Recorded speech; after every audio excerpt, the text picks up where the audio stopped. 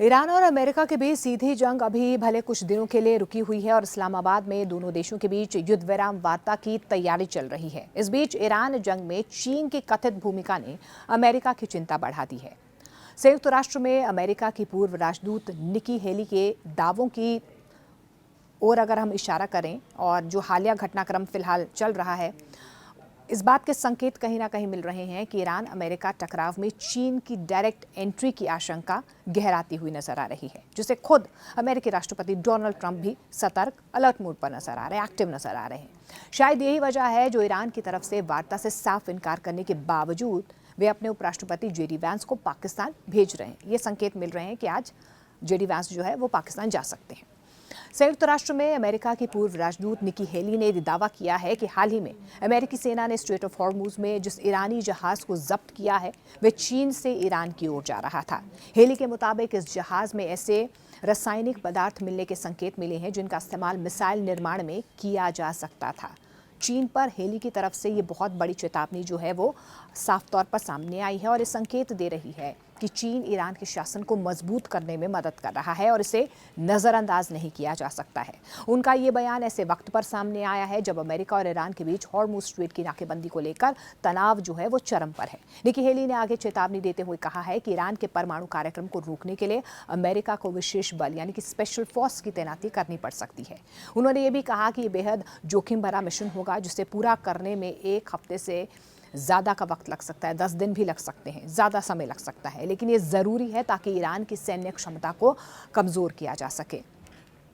अब दावा क्या किया जा रहा है यहाँ पर? दरअसल अमेरिकी बलों ने शनिवार रात तुस्का नाम के एक ईरानी झंडे वाले कंटेनर जहाज को जब्त किया है। समुद्री जो सुरक्षा सूत्र हैं उनकी तरफ से दावा किया जा रहा है कि इस जहाज में ड्यूल यूज़ यानी कि ऐसे उपकरण होने की आशंका है जिनका इस्तेमाल नागरिक और सैन्य दोनों उद्देश्यों के लिए किया जा सकता है। ऐसे उपकरणों की मौजूदगी से ईरान की सैन्य ताकत और ज़्यादा बढ़ सकती है, खतरा और ज़्यादा पैदा हो सकता है। अब जहाज़ की जब्ती पर चीन ने क्या कुछ कहा है, क्योंकि चीन पर सीधे तौर पर आरोप लग रहे हैं। चीन ने इस जहाज़ को जबरन रोकने पर चिंता जाहिर की और संबंधित पक्षों से जिम्मेदारी से संघर्ष विराम समझौते का पालन करने का आग्रह किया है। चीनी विदेश मंत्री गुओ जियाकुन ने एक नियमित प्रेस ब्रीफिंग के दौरान कहा कि हॉर्मुज यानी कि स्ट्रेट ऑफ हॉर्मुज में स्थिति संवेदनशील और जटिल है। इसमें शामिल पक्षों को तनाव को और बढ़ाने से रुकना चाहिए और स्ट्रेट ऑफ हॉर्मुज से सामान्य आवाजाही फिर से शुरू करने के लिए जरूरी हालात बनने चाहिए। वहीं दूसरी ओर अमेरिकी राष्ट्रपति डोनाल्ड ट्रंप ने चीन को लेकर अलग रुख यहां पर दिखाते हुए वो नजर आए हैं। ट्रंप ने बीते बुधवार को ही ये दावा किया है कि चीन ने ईरान को हथियार न देने पर सहमति जताई है। उन्होंने ये भी कहा कि स्ट्रेट ऑफ हॉर्मुज को स्थायी रूप से खोलने की दिशा में काम किया जा रहा है जिससे वैश्विक व्यापार और तेल आपूर्ति सुचारू रह सके। अब क्या है, वाकई में ही ट्रंप का जो स्ट्रेट ऑफ हॉर्मुज की नाकेबंदी का जो दाव ट्रंप की तरफ से खेला जा रहा है वो उल्टा पड़ता हुआ नजर आ रहा है, क्योंकि दोनों के बीच यानी कि ईरान और अमेरिका के बीच जो दूसरे दौर की बातचीत है उसको लेकर स्थिति जो है वो साफ नहीं हो रही है।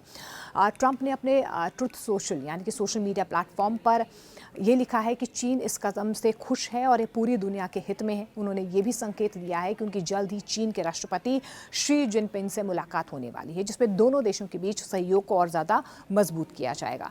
हालांकि देखिए, ज़मीनी हकीकत इससे अलग नजर आ रही है। अमेरिका ईरान के बीच पहले दौर की शांति वार्ता में गतिरोध के बाद ट्रंप प्रशासन ने स्ट्रेट ऑफ हॉर्मुज पर नौसैनिक नाकेबंदी लागू कर दी है और ईरान को आने जाने वाले जहाज़ों को अमेरिका सीधे तौर पर रोक रहा है। अब विशेषज्ञों का मानना है कि अगर चीन वाकई ईरान के साथ खड़ा होता है या उसे अप्रत्यक्ष समर्थन देता है तो ये संकट और ज़्यादा गहरा हो सकता है। इससे न सिर्फ मध्य पूर्व बल्कि वैश्विक अर्थव्यवस्था और ऊर्जा बाजार पर भी गंभीर असर पड़ सकता है। ऐसे में निकी हेली के दावे और अमेरिकी कार्रवाई ने इस आशंका को और ज़्यादा मजबूत कर दिया है कि ईरान संकट अब सिर्फ 2 देशों तक सीमित नहीं रहेगा बल्कि इसमें बड़ी शक्तियों की सीधी भागीदारी देखने को मिल सकती है। और यही वजह है कि ट्रंप प्रशासन भी अब हर कदम फूंक फूंक कर रख रहा है और चीन की भूमिका पर करीबी नजर बनाए हुए है। इस पूरे घटनाक्रम के बीच डोनाल्ड ट्रंप की चिंता बढ़ना स्वाभाविक माना जा रहा है। अमेरिकी राष्ट्रपति की तरफ से लगातार ये दावे भी किए जा रहे हैं कि चीन चाहता है कि स्ट्रेट ऑफ हॉर्मुज खुल जाए, लेकिन दूसरी तरफ जो है चीन के जहाज़ों को रोका भी जा रहा है। अमेरिकी राजनीति और कूटनीति में इस मुद्दे को लेकर हलचल और ज़्यादा तेज हो चुकी है। खास बात तो ये कि ईरान पहले ही अमेरिका के साथ किसी भी तरह की वार्ता से साफ इनकार कर चुका है, जिससे तनाव और ज़्यादा गहराता हुआ नजर आ रहा है। इस बीच एक और बड़ा कूटनीतिक कदम जो है वो सामने आया है।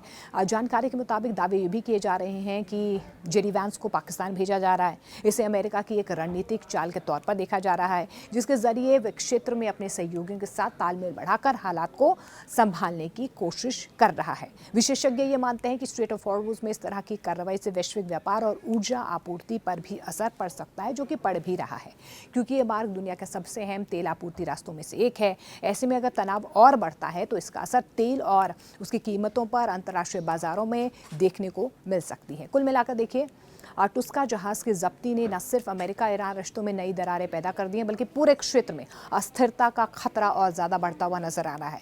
आने वाले दिनों में ये देखना बेहद दिलचस्प होगा कि क्या कूटनीतिक प्रयास हालात को संभाल पाते हैं या फिर ये टकराव और ज़्यादा यहाँ से गहराता है।